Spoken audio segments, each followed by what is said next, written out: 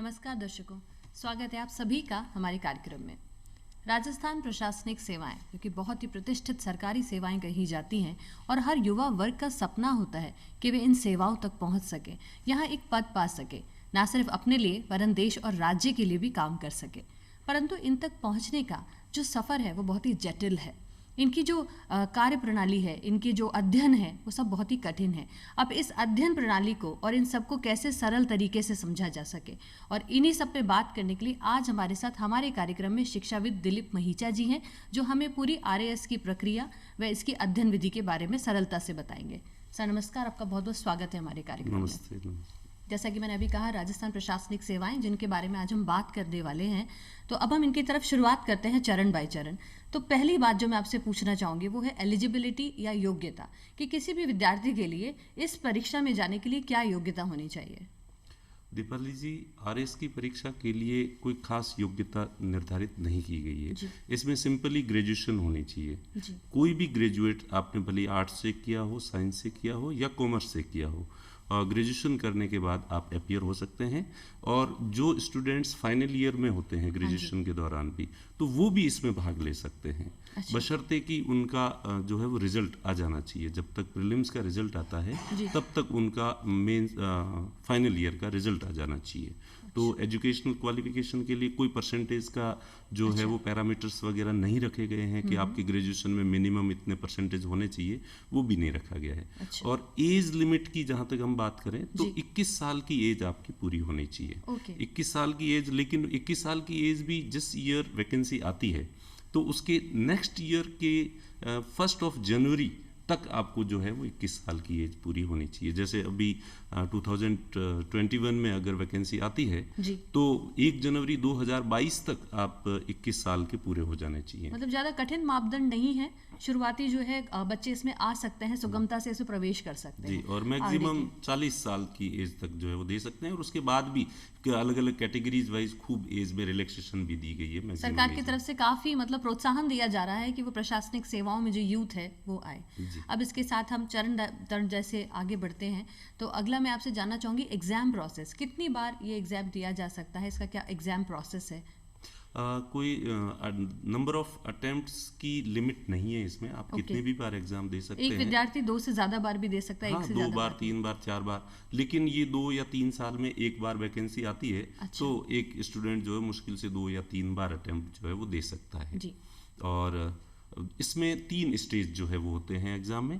पहले प्रीलिम्स होता है जिसमें स्क्रीनिंग होती है, और जितनी वैकेंसीज होती है उसका 12 टाइम 12 गुना विद्यार्थियों को पास किया जाता है। और उसके बाद मुख्य परीक्षा होती है। मुख्य परीक्षा में रिटन एग्जाम होता है, सब्जेक्टिव होता है। और उसके बाद अब नए जो नियम हैं उसके अनुसार 1.5 गुना विद्यार्थियों को जो है वो इंटरव्यू के लिए कॉल किया जाता है। तो 3 स्टेज होते हैं, प्रीलिम्स, मुख्य परीक्षा और इंटरव्यू। अच्छा, 3 चरण पार करने के बाद में एक व्यक्ति जो है वो RAS तक पहुंच सकता है। अब आपके अनुसार या फिर क्या सही तरीका है कि एक विद्यार्थी को कब से इसकी तैयारी कर देनी चाहिए, क्योंकि आपने जैसा बताया कि ग्रेजुएशन करते ही आप इसको दे सकते हैं, तो इसकी तैयारी का क्या सही तरीका होगा, कब से शुरू की जानी चाहिए। जहाँ तक मैं मानता हूँ कि इसकी प्रिपरेशन में लगभग 2 से 3 साल का समय लगता है। तो 2 से 3 साल का समय लगता है। तो आप जब ग्रेजुएशन में आते हैं, फर्स्ट ईयर में आते हैं, उसी समय से अगर आप थोड़ी सी इस दिशा में सोचना शुरू कर लें, इसका सिलेबस देख लें, इसके जो पुराने क्वेश्चन पेपर्स जो हैं वो देखना शुरू करें, तो ये थोड़ा ठीक रहता है। तब जब तक कि आप फर्स्ट ईयर और सेकेंड ईयर करते हैं तब तक आप काफ़ी हद तक उसके लिए तैयार हो जाते हैं, जब आप ग्रेजुएशन करके और एग्जाम आपके सामने होता है। मतलब बेसिक कहीं ना कहीं आपका कुछ आपने पकड़ लिया होता है, बेसिक कहीं स्टार्ट हो गया होता है। साथ ही एक बहुत ही बड़ा मिथ है, मैं ऐसा कहूँगी मिथ है, कि जो इंग्लिश मीडियम बैकग्राउंड वाले बच्चे होते हैं वो ज़्यादा एलिजिबल रहते हैं या ज़्यादा सक्सेसफुल रहते हैं इस फील्ड में। क्या ये सच है, या दोनों ही मीडियम्स के बच्चे इसमें समान तौर से भाग ले सकते हैं और आगे जा सकते हैं। दीपाली जी, ये पता नहीं मार्केट में क्यों इतना ज़्यादा भ्रम फैला हुआ है कि इंग्लिश मीडियम के जो बच्चे होते हैं वो ज़्यादा सफल होते हैं, उनके मार्क्स ज़्यादा आते हैं। इसलिए मेरे पास ऐसे कई कंफ्यूज स्टूडेंट भी आते हैं जो दोनों मीडियम में से कोई सा भी चूज़ कर सकते हैं। तो वो आते हैं और वो कहते हैं कि सर मैं कंफर्टेबल तो हिंदी में ज़्यादा फील करता हूँ, लेकिन मैंने ऐसा सुना है कि इंग्लिश मीडियम में रखूँ तो ज़्यादा ठीक रहेगा, मुझे फ़ायदा होगा। तो मैं अपने दर्शकों को ये बता दूं कि ऐसा कुछ भी नहीं है। आप कोई सा भी माध्यम रखें, हिंदी रखें या इंग्लिश रखें, इससे कोई फर्क नहीं पड़ता।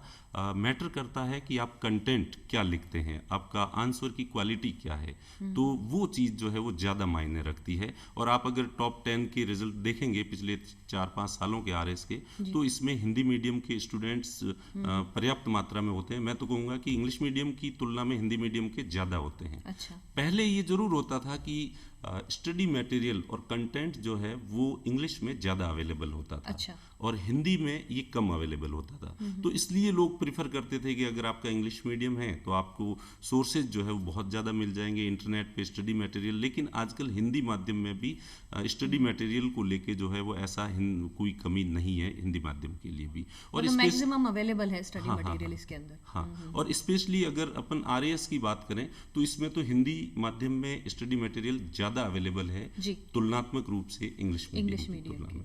तो इसलिए आप जिस भी माध्यम में कंफर्टेबल फील करते हैं वो बेझिझक उस माध्यम को जो है वो अपना सकते हैं। मतलब language is not at all a barrier, कोई भी माध्यम से आप इसकी तैयारी शुरू कर सकते हैं। इसी के साथ में एक बहुत ही मतलब प्रचलित हम इसको कहेंगे मुहावरा ही बन गया है शायद ये, कि अगर आप प्रशासनिक सेवा में जा रहे हैं तो आप 17 से 18 घंटे अगर आप पढ़ सकते हैं तो ही आप इस कंपटीशन के बारे में सोचें। क्या वाकई ये सच है कि एक विद्यार्थी को 18 घंटे प्रशासनिक सेवा की तैयारी के लिए पढ़ना पड़ता है? क्योंकि ये सामान्य आदमी के वाकई बस की बात नहीं है। तो कितने घंटे वाकई में पढ़ाई जरूरी है? दीपाली जी, मुझे खुद ये समझ में नहीं आता कि ये इतने सारे भ्रम, इतने सारी चीज़ें कौन फैलाता है। स्पेशली जो लोग इसकी प्रिपरेशन करते हैं, जो इसका सच जानते हैं। सबको मालूम है जन्नत की हकीकत, लेकिन दिल को खुश रखने के लिए गालिब ये ख्याल अच्छा है। तो कई लोग जो है जो तैयारी नहीं कर पाते हैं वो लोग इस तरह की चीज़ें जो है वो ज़्यादा करते हैं। अदरवाइज ऐसा है नहीं। वैसे सामान्यतः मेरा जहाँ तक अनुभव है, मैंने इतने सारे स्टूडेंट्स को जो है वो ट्रेनिंग प्रशिक्षण दिया है, ये पढ़ाया है मैंने, और मेरे सामने से लोगों को सफल होते हुए देखा है। तो मेरा ये मानना है कि एवरेज एक व्यक्ति अगर 5 से 6 घंटे पर डे अगर पढ़ाई कर ले और तो ये काफ़ी है, सफिशिएंट मैं मानता हूँ इसके लिए। कोई ऐसा नहीं है कि 15 या 20 घंटे की पढ़ाई जो है वो पॉसिबल भी नहीं है कि आप कंटिन्यू करें। कुछ लोग होते हैं कि कुछ दिन तो कर लेते हैं, 15 घंटे पढ़ लेंगे 5-7 दिन, लेकिन बाद में पता चला कि अगले 15 दिन तक वो पढ़ाई नहीं करी। तो मारवाड़ी में कहावत है, कदी घी गणा कदी मोटी चना। तो वो कभी कभी तो खूब और कभी बिल्कुल ही नहीं। इसकी बजाय ये हो बैलेंस, कंटिन्यूटी, निरंतरता इसमें ज़्यादा मायने रखती है। आप 365 डेज में से ईयर में नियर अबाउट 350 डेज जो है वो आपकी पढ़ाई होनी चाहिए। तो कंटिन्यूटी नहीं टूटे बच्चों की, ये नहीं कि वो अचानक से ही उसमें सिलेबस को छोड़ दें। अच्छा, इसी के साथ में आपने ही हमें बताया प्री और मेंस के जो आप 2 एग्जाम्स बता रहे हैं, तो इनके लिए किस तरह की स्ट्रेटजी एक स्टूडेंट को बनानी चाहिए पढ़ाई के लिए या फिर आगे बढ़ने के लिए इसमें, ताकि वो सफलतापूर्वक इसको पास कर ले? हाँ, इसमें भी मैंने सुना है कि लोग ऐसा कहते हैं कि प्रीलिम्स की स्ट्रेटजी थोड़ी अलग से बनानी चाहिए, क्योंकि प्रीलिम्स फैक्ट्स बेस्ड एग्जाम है जिसमें ऑब्जेक्टिव क्वेश्चन पेपर होता है, फैक्ट्स पूछे जाते हैं, इसलिए इसकी तैयारी की स्ट्रेटजी अलग होनी चाहिए। और जो मेंस एग्जाम है उसमें एनालिटिकल क्वेश्चंस आते हैं, तो उसकी रणनीति अलग तरीके से बनाई जानी चाहिए। लेकिन मेरा ये मानना है कि आजकल ये जो डिफरेंस है वो नहीं रहा है फैक्ट्स और एनालिसिस का। आपको प्रीलिम्स में भी ऐसे क्वेश्चंस मिलेंगे जिसमें फैक्ट्स के साथ साथ आपकी एनालिटिकल जो पावर है, अप्रोच है, उसको चेक किया जाएगा। और मेंस में तो होते ही फैक्ट्स ही पूछे जाते हैं। आप पे आरएस का एग्जाम होता है जैसे, तो मेंस में 15 वर्ड्स में आपको जवाब देने होते हैं। कुछ क्वेश्चंस ऐसे होते हैं तो उनमें तो सीधे सीधे फैक्ट ही पूछे जाते हैं। कुछ क्वेश्चंस ऐसे होते हैं जिसमें 50 वर्ड्स में आपको जवाब देना होता है, 50 शब्दों में, उसमें भी फैक्ट ही पूछे बताने होते हैं आपको। और कुछ क्वेश्चंस होते हैं जिनमें 100 वर्ड्स में आपको जवाब देना है, तो उसमें भी फैक्ट्स का यूज जो है वो खूब है। तो मेरा ये मानना है कि आप जो भी तैयारी करें, रणनीति बनाएं उसके लिए, तो प्रीलिम्स और मेंस को अलग अलग बांट के नहीं देखें और उनको एक साथ ही लें। हाँ, ये जरूर हो सकता है कि कुछ सब्जेक्ट ऐसे होते हैं जो केवल मेंस में पूछे जाते हैं। जैसे हिंदी हो गई, इंग्लिश हो गई, एथिक्स हो गई, पब्लिक एडमिनिस्ट्रेशन हो गया। तो ये जो सब्जेक्ट्स हैं ये केवल मेंस में हैं, तो प्रीलिम्स के दौरान आप इनको जो है वो रोक सकते हैं और आप प्रीलिम्स से पहले वे सब्जेक्ट जो जो प्रीलिम्स में ही पूछे जाते हैं तो उस समय वो पढ़ सकते हैं। अच्छा, अब जब आपने विषय की बात करी तो मैं ये जानना चाह रही हूँ, एक क्यूरियोसिटी है कि कितने विषय आरएस के अंदर पढ़ने पड़ते हैं? कौन से मुख्य विषय हैं? एक विद्यार्थी को कितने विषयों का इसमें एक साथ अध्ययन करना पड़ेगा? अगर डिवीजन में है तो वो कैसे है? पहले जो पुराना पैटर्न था उसमें स्टूडेंट्स को ऑप्शनल सब्जेक्ट्स चूज करने होते थे। अच्छा। और जो जिस बैकग्राउंड से आ रहा है वो उसी बैकग्राउंड के ऑप्शनल सब्जेक्ट को चूज कर सकता था और या दूसरा भी कर सकता था। तो आर्ट्स साइंस बैकग्राउंड के जो स्टूडेंट होते थे वो आर्ट्स के ह्यूमैनिटी के ऑप्शनल्स भी ले लेते थे। लेकिन आजकल जो है आरएएस के एग्जाम में ऑप्शनल्स को सेलेक्ट करने का ऑप्शन जो है वो खत्म कर दिया है। अच्छा। और अब जनरल 4 पेपर होते हैं सभी स्टूडेंट्स के लिए, और 4 पेपर में नई करते हुए लगभग 18 से 20 सब्जेक्ट हैं, छोटे या बड़े, जो स्टूडेंट्स को पढ़ने होते हैं और वो सभी को पढ़ने होते हैं। अच्छा। इसमें कुछ सब्जेक्ट्स को वेटेज ज़्यादा होता है तो कुछ सब्जेक्ट्स को वेटेज कम होता है। ओके, लगभग 18 के लगभग ये मतलब ये विषय हो गए हैं। तो मतलब इसमें कुशल रणनीति की वाकई ज़रूरत होती है बनाने के लिए, तभी शायद विद्यार्थी इसमें आगे करें। अब आपने हमें बताया कि जो प्री और मेन के जो एग्जाम है इसमें ऑब्जेक्टिव होते हैं, तो जहां ऑब्जेक्टिव आ जाता है वहां शायद नेगेटिव मार्किंग जो है, तो इस नेगेटिव मार्किंग से बचने के लिए विद्यार्थियों को क्या करना चाहिए? नेगेटिव मार्किंग भी एज सच थोड़ा हुआ ज़्यादा बना हुआ है जी। नेगेटिव मार्किंग इतनी भी नुकसानदायक नहीं है जितनी कि इसका माहौल जो है वो बनाया गया है। अच्छा। क्योंकि अगर आपका एक क्वेश्चन गलत होता है तो 1/3 जो है वो आपके मार्क्स कटते हैं। और एक क्वेश्चन के अगर आपने 4 अटेम्प्ट लिए हैं जी। और उसमें से 3 क्वेश्चन आपके गलत हो गए और आपने एक क्वेश्चन जो है आपका सही हो गया, तो एक क्वेश्चन से आपके 3 नंबर आ जाएंगे और 3 जो गलत हुए हैं उनसे 3 टोटल कटेंगे, तो कुल मिला के मामला बराबर होता है। अच्छा। तो नेगेटिव मार्किंग से इतना ज्यादा फर्क पड़ता नहीं है। और फिर व्यक्ति विशुद्ध रूप से तुक्का तो लगाता नहीं है, उसे कुछ न कुछ तो उसकी पैसिव मेमोरी में कोई चीज होती है कि ये मुझे लगता है कि शायद ये मैंने कहीं पढ़ा है, तो वो उस आधार पे जो है वो क्वेश्चंस को करता है। तो मेरे ख्याल से स्टूडेंट्स को इस नेगेटिव मार्किंग के डर को थोड़ा कम करना चाहिए। और पर हाँ, फिर भी मैं सलाह यही दूंगा कि आप विशुद्ध तुक्का जो है वो नहीं लगाएं कि आपको कुछ ही पता नहीं है और आप जो बिल्कुल ही तुक्के से करें। कहीं ना कहीं आपका मेमोरी तो होना चाहिए उस सवाल को लेकर के। और किन सब्जेक्ट्स पर अधिक ध्यान देना चाहिए, फोकस कहाँ रहे? वैसे तो दीपाली जी ये कंपटीशन इतना टफ है कि आप किसी भी सब्जेक्ट को छोड़ नहीं सकते। सभी को समानांतर तौर पे पढ़ना पड़ेगा, पैरेलल आपको लेना पड़ेगा और सभी को सीरियसली पढ़ना पड़ेगा। हाँ, 1-2 सब्जेक्ट को आप स्ट्रेटेजिकली जिस तरह से क्वेश्चंस आते हैं तो उस हिसाब से आप अपनी स्ट्रेटेजी जो है वो अलग बना सकते हैं कि भाई ये सब्जेक्ट आपको अच्छे से समझ में आ रहे हैं तो उनको आप जो है वो अच्छे से तैयार करें। कई बार व्यक्ति क्या होता है, ओवर कॉन्फिडेंट होता है कि ये तो मेरे सब्जेक्ट हैं, ये तो मैं पढ़ लूंगा, और पता चला कि लास्ट में वही सब्जेक्ट उसके जो है वो पीछे रह गए। तो जो आपका मजबूत पक्ष है वो मजबूत बना रहना चाहिए। अच्छा। और उसके साथ ही जो दूसरी चीजें हैं उनको भी आपको कवर करना चाहिए। और मुख्य परीक्षा की रणनीति में मैं ये कहूँगा कि जो 4th पेपर होता है वो बहुत स्कोरिंग होता है, लैंग्वेज वाला, हिंदी और इंग्लिश। और ये चीज़, इसके जो मार्क्स हैं वो आपको मेरिट में लाते हैं, टॉप में लाते हैं। तो आप जब भी प्रिपरेशन शुरू करें तो शुरुआत से ही इन पेपर्स की स्ट्रेटेजी जो है वो आप अच्छे से बनाएं। अच्छा, ये जो आपके 4th आप हमें बता रहे हैं, पेपर ये सबसे खास है। तो आपके अकॉर्डिंग हमें 4th पेपर को मतलब सभी पेपर बहुत इंपॉर्टेंट है, सभी कुछ पढ़ना है, लेकिन 4th जो है बहुत स्कोरिंग कहेंगे हम उसे, कि वो स्कोरिंग रहता है। अब क्या कंटेंट बच्चों को पढ़ना चाहिए, या फिर जैसे करंट अफेयर्स को लेकर के बहुत रहता है कि बच्चे करंट अफेयर पढ़ने में अपना बहुत समय लगाते हैं, क्योंकि करंट अफेयर एक बहुत ही मुख्य मुद्दा होता है इस एग्जाम में। अब इस करंट अफेयर को ये लोग कैसे पढ़ें, या इसका सही सोर्स क्या होता है पढ़ने के लिए?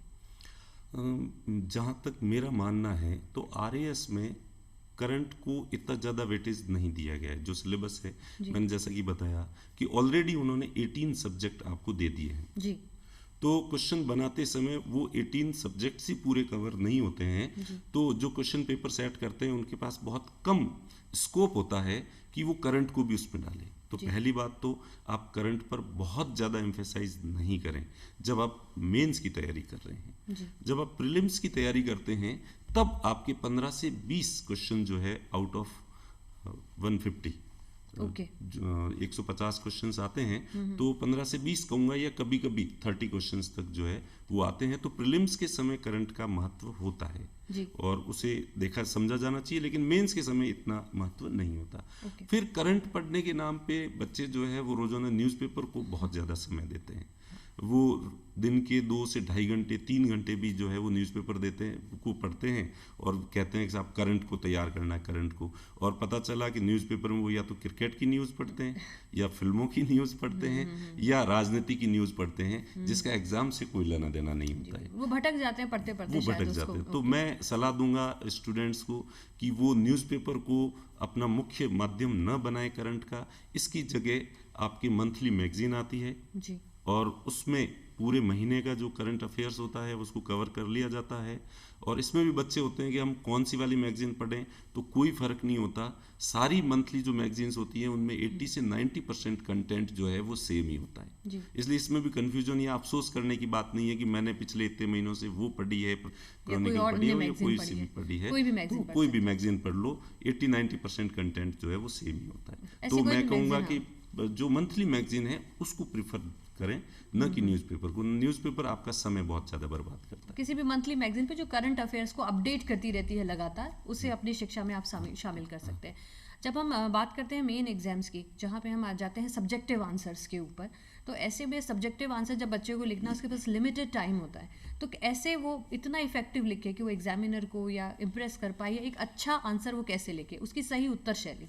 दीपाली जी, आपका ये क्वेश्चन बहुत ही अच्छा है, क्योंकि